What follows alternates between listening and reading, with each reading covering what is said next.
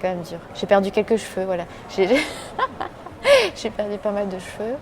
Et qu'est-ce que j'ai gagné? Bah non, une aventure tripante. Bah non, c'est quand même cool de pouvoir faire ça. Cinévox. Donc c'est l'histoire de Eve qui part en voyage d'affaires et qui a besoin de se changer les idées. Donc le soir, elle va sortir en boîte. Et là, elle rencontre un beau gosse qui lui plaît bien, mais en fait qui s'avère être un serial killer. Et donc là commence une course-poursuite assez sauvage entre le serial killer et son complice et Eve. Et heureusement, elle a un allié qui est la nature, les animaux.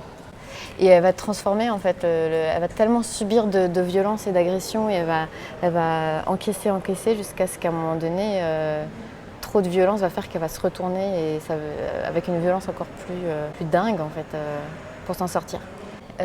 C'était chouette de devoir jouer des choses aussi physiques. En fait, c'était comme si, en fait, j'ai l'impression, comme les sportifs de haut niveau, il y a un top départ. Donc quand il y a réaction, il faut d'un coup switcher et vriller en fait.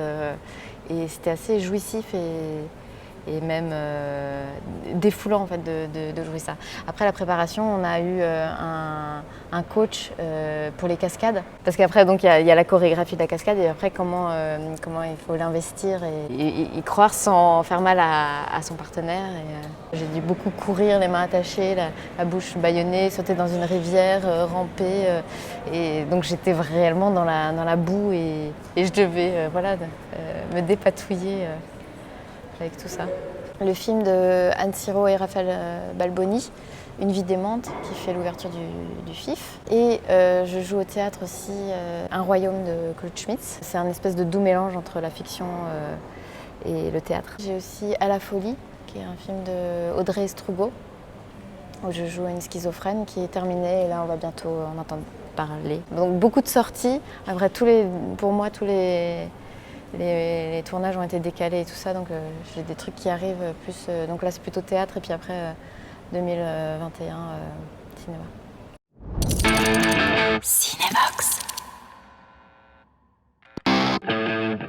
Il a fait la rencontre d'un beau gosse qui s'avère être un serial killer.